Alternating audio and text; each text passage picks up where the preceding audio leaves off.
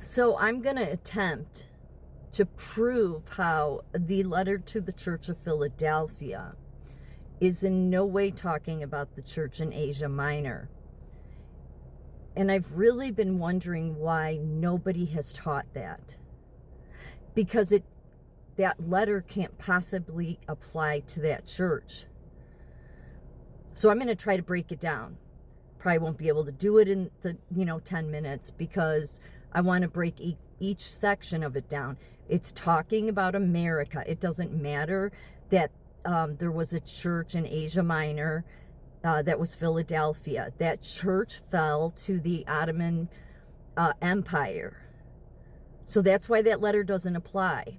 So just because William Penn named Philadelphia and Pennsylvania here, people like to say, well, that doesn't apply. No, it does. It does. I just think, and I think people know it, and we've had so many people that there's a reason they've wanted to create a race war. There's a reason they always want to put down America. There's a reason that they will do anything to destroy your history. It's because they know that God protects America. Now, I know many people would be confused by my video showing that, God does have a hand in America. He intervenes, and I pray for Milwaukee, I do. But I showed in that video, and it's not me going after any Islam church. It's just, God is God. You can say, oh, it's just a weather event. That was more than a weather event. So this country, with the thousands of different sects that didn't all come together, of Protestants that came, that believed they were on a mission from God. You can write that off. I just think that it's lacks common sense to write off those different sects of Protestantism that weren't even tied to each other, that all believed that they were coming here for a reason, that God wanted them to. And again, we are a baby nation. Why did we become a superpower? We didn't become a superpower without God. So let's look at the letter. And here's the first thing I'm going to say. Many times God talks about a holy nation. And the other thing is God talks about the church. And so people think God means the building of the church. No, he doesn't.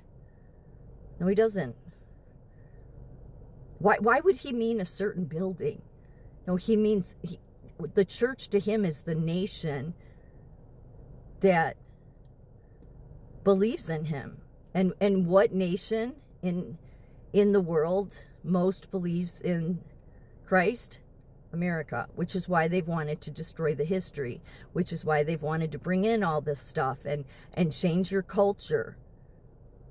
Because that letter to the Church of Philadelphia, that's what it's warning you, not to lose your crown.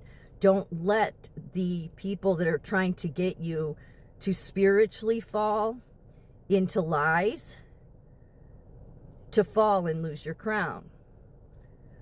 So, church means nation, because why would God just care about, it's God. So church is a group of people, okay? So it means nation, and Philadelphia means America. So here is the letter to the Church of Philadelphia in Revelations. And to the angel of the church in Philadelphia write, the words of the Holy One, the true one, who has the key of David, who opens doors and no one will shut, who shuts and no one will open. I know your works. Behold, I have set before you an open door, which no one is able to shut. I know that you have but little power, and yet you have kept my word and have not denied my name. Now, many people would say, no, America has lots of power. That's not the kind of power God's looking at. God's looking at the people and seeing that there's so many of these deceptive actors, whether they're politicians, whether they're churches, even people claiming, look at how no church in America teaches that this letter is to you, America. How can nobody know that? So, I think it's deliberate. They don't want you to know. Because let's go on. As it says, I know that you have but little power, because you have all these people coming up against you, trying to cause all these problems, and yet you have kept my word and have not denied my name. That's absolutely true. They've been trying for decades to get America to decline in Christianity, and they have done it, but they've not done it enough to where we've lost our crown. We are still the biggest Christian nation. People would argue that, but they're liars. We are. Otherwise, God would have handed us over. Behold, I will make those of the synagogue of Satan who say that they are Jews and are not, but lie. Behold, I will make them come and bow down before your feet, and they will learn that I have loved you, because you have kept my word about patient endurance. Okay, that part does not apply whatsoever. I mean, people will pull at hairs to make that apply to the church in Asia Minor. It doesn't.